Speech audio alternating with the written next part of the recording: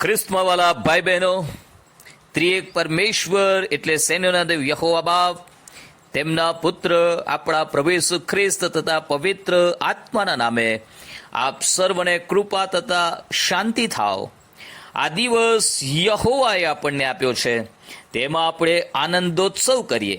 સર્વ પ્રકારની ચિંતાઓ અને વળગી રહેનાર પાપને નાખી દઈને પ્રભુમાં આનંદ કરીએ અને દેવ બાપની આભાર સ્તુતિ કરીએ. હાલેલુયા.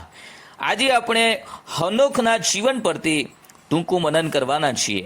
હનોખની નાની પણ ખૂબ જ પાવરફુલ સાક્ષી બાઇબલના આરંભમાં જ આપણને જોવા મળે છે.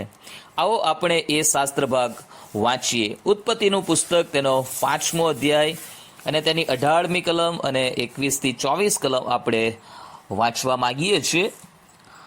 અને યારેદ 162 વર્ષનો થયો ત્યારે તેને હનોક થયો. 21મી કલમથી. અને હનોક 65 વર્ષનો હતો ત્યારે તેને મથુશેલાહ થયો. અને મથુશેલાહનો જન્મ થયા પછી હનોક 300 વર્ષ ઈશ્વરની સંગાતે ચાલ્યો ને તેને દીકરા દીકરીઓ થયા. અને હનોકના સર્વ દિવસો 365 વર્ષ હતા. અને હનોક ઈશ્વરની સંગાતે ચાલ્યો અને તે અલોપ થયો, કેમ કે ઈશ્વરે તેને લઈ લીધો. હનોક વિશે બાઇબલમાં થોડીક જ માહિતી આપવામાં આવી છે. હનોકના પિતાનું નામ યારેદ હતું.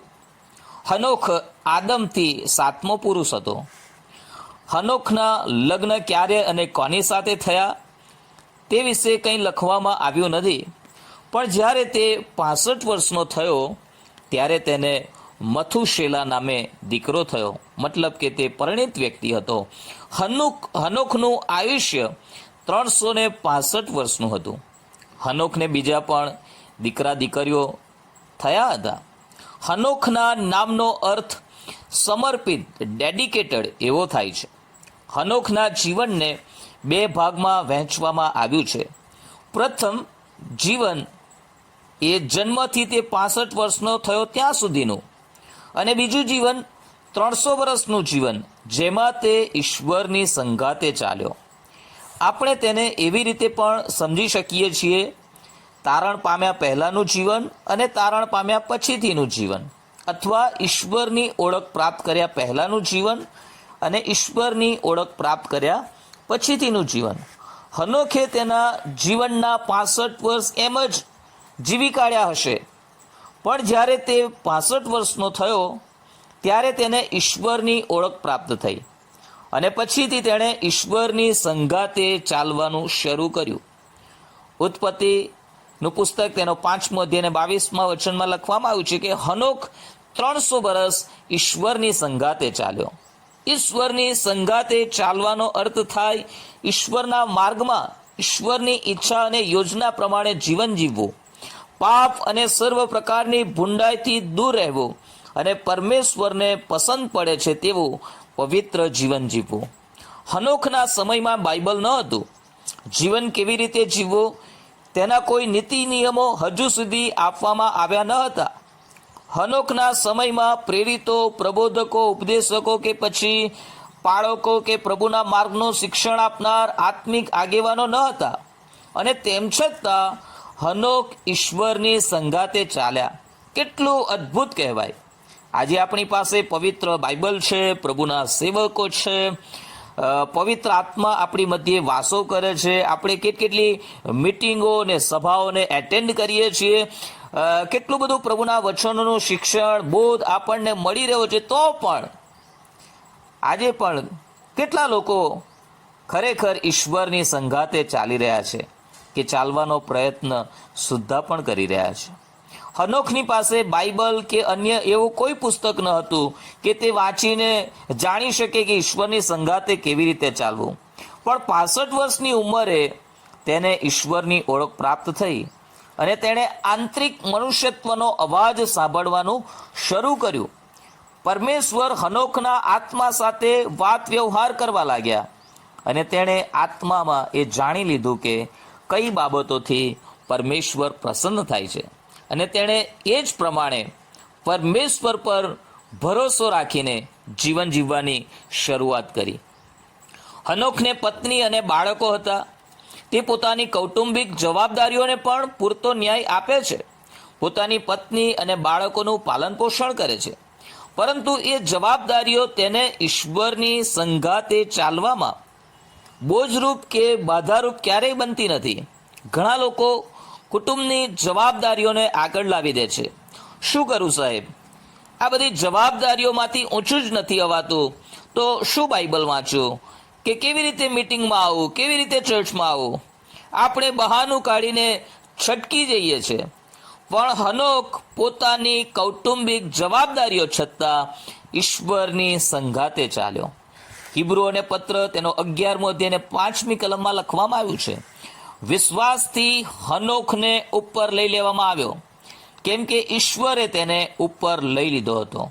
કેમ કે તેને ઉપર લઈ લેવામાં આવ્યો તે પહેલા તેના સંબંધી એવી સાક્ષી આપવામાં આવી હતી કે ઈશ્વર તેના પર પ્રસન્ન હતા. હાલેલુયા. હનોખનું પવિત્ર જીવન, હનોખનો ઈશ્વર પ્રત્યેનો ભરોસો અને વિશ્વાસ પરમેશ્વરને એટલી હદે પસંદ પડી ગયા કે તેમણે હનોખને મરણનો સ્વાદ ચાખવા દીધો નહીં. આદમે પાપ કર્યું અને પાપથી મરણે મનુષ્ય જીવનમાં પ્રવેશ કર્યો અને પરમેશ્વરે કહ્યું કે તું ધૂળમાંથી લેવાયો છે અને પાછો ધૂળમાં મળી જશે. પણ અહીં પરમેશ્વર પોતાનો વિચાર બદલે છે. હનોખે મરવાની કે ધૂળમાં મળી જવાની જરૂર નથી. પરમેશ્વરે તેને સ્વર્ગમાં ઉપાડી લીધો. પૃથ્વી ઉપરની પહેલી ફ્લાઇટ કે જે સીધી સ્વર્ગમાં ગઈ અને ફક્ત હનોખનું જ એમાં બુકિંગ થયું હતું. હાલેલુયા. વાલાઓ, હનોખના જીવન પરથી આપણને ઘણું બધું ઉત્તેજન મળે છે. જો હનોખની પાસે ભક્તિભાવ માટે કોઈ સાધનો ન હતા, તેમ છતાં તે વિશ્વાસથી ઈશ્વરની સંગાતે ચાલ્યો, તે પવિત્ર જીવન જીવ્યો, તો આપણે પણ ચાલી શકીએ છીએ. પરમેશ્વર આપણને હંમેશા આમંત્રણ આપે છે કે તમે મારી પાસે પાછા આવો. અત્યાર સુધી જે પણ થઈ ગયું, જેવું પણ જીવન જીવાઈ ગયું, એ બધું ભૂલી જાઓ. એક નવી શરૂઆત કરો. યસ, હનોખનું 65 વર્ષનું જીવન એમ જ જીવાઈ ગયું, પણ 65 વર્ષની ઉંમરે તેને ઈશ્વરની ઓળખ પ્રાપ્ત થઈ ગઈ. પછી તે ક્યારેય પીછેહટ કરતો નથી. તે ઈશ્વરની સંગાતે ચાલ્યો 300 વર્ષ. યસાયા પ્રબોધકનું પુસ્તક 55મો અધ્યાય ને 7મી કલમમાં લખ્યું છે, દુષ્ટ માણસ પોતાનો માર્ગ છોડે ને અધર્મી માણસ પોતાનો વિચાર તજી દે, અને યહોવા પાસે તે પાછો આવે, કેમ કે તે સંપૂર્ણ ક્ષમા કરશે. યસ, તમારાથી પાસ્ટમાં ગમે તેવા પાપો થઈ ગયા છે, ભૂલ થઈ ગઈ છે, પ્રભુની પાસે આવો, તે સંપૂર્ણ ક્ષમા કરશે અને તમે એક નવા જીવનની શરૂઆત કરો. ઈશ્વરની સાથે ચાલવાની શરૂઆત કરો. અને હનોખને કેટલો મોટો આશીર્વાદ મળ્યો કે તેને સ્વર્ગમાં ઉપાડી લેવામાં આવ્યો. અને હનોખે જતા જતા ચેતવણી પણ આપી છે. યસ, જો આપણે યહૂદાનો પત્ર વાંચીએ છીએ તો ત્યાં યહૂદાના પત્રની અંદર એક જ અધ્યાય છે, 14-15 કલમમાં લખવામાં આવ્યું છે કે તેઓ વિશે પણ આદમથી 7મા પુરુષ હનોખે ભવિષ્ય વચન કહ્યું છે, જુઓ, સર્વનો ન્યાય કરવાને સર્વ અધર્મીઓએ જે સર્વ અધર્મી કામો અધર્મીપણામાં કર્યા અને અધર્મી પાપીઓએ તેમની વિરુદ્ધ જે સર્વ કઠણ વચનો કહ્યા, તે વિશે પણ તેઓ સર્વને અપરાધી ઠરાવવાને પ્રભુ પોતાના હજારો હજાર સંતો સહિત આવ્યા. ચેતવણી આપે છે, ગમે તેવું જીવન જીવશો નહીં, કેમ કે પરમેશ્વર સર્વનો ન્યાય કરવા માટે આવવાના છે. અને પરમેશ્વરનો જે ન્યાયનો દિવસ છે એ ખૂબ જ ભયંકર છે. તે પહેલાં આપણે પાપનો પસ્તાવો કરીને પ્રભુને જીવન સોંપીને પરમેશ્વર સાથે ચાલવાની શરૂઆત કરીએ. પ્રભુ એમ કરવામાં તમારી સહાય અને મદદ કરો. પ્રાર્થના કરીએ. હે અમારા જીવંત, પવિત્ર અને પ્રેમાળ ઈશ્વર પિતા, અમે તમારો આભાર માનીએ છીએ. હનોખના જીવન માટે અમે તમારો આભાર માનીએ છીએ. હનોખ ભક્ત એ 300 વર્ષ તમારી સંગાતે ચાલ્યા અને તમે તેમને સીધા સ્વર્ગમાં ઉપાડી લીધા. હનોખ ભક્તનું જીવન, તેમનો વિશ્વાસ, પરમેશ્વર પ્રત્યેનો તેમનો પ્રેમ એ તમને પ્રસન્ન કરી શક્યા, તમને પસંદ પડ્યા. અમારી પ્રાર્થના છે, પરમેશ્વર અમારી સહાય અને મદદ કરો. અમારું જીવન, અમારો વિશ્વાસ, તમારા પ્રત્યેનો અમારો પ્રેમ, અમારું સમર્પણ એ તમને પસંદ પડો.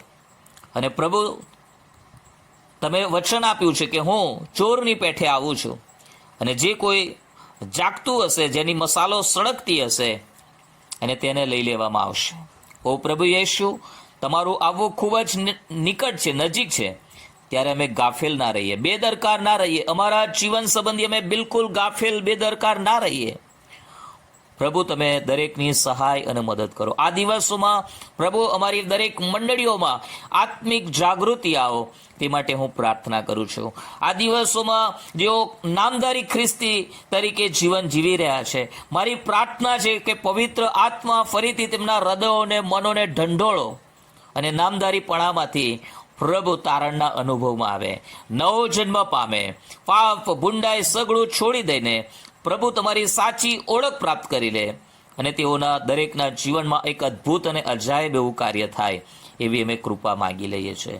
પ્રભુ યેશુ, તમે લેવા આવવાના છો, અને તમારું વચન કહે છે કે જ્યારે માણસનો દીકરો આવશે ત્યારે એકને લેવામાં આવશે ને બીજાને પડતા મૂકવામાં આવશે. ઓ પ્રભુ, અમે પ્રાર્થના કરીએ છીએ કે કોઈ પડતું ના મૂકવામાં આવે. યસ પ્રભુજી, અમે પ્રાર્થના કરીએ છીએ, તમે સહાય અને મદદ કરો.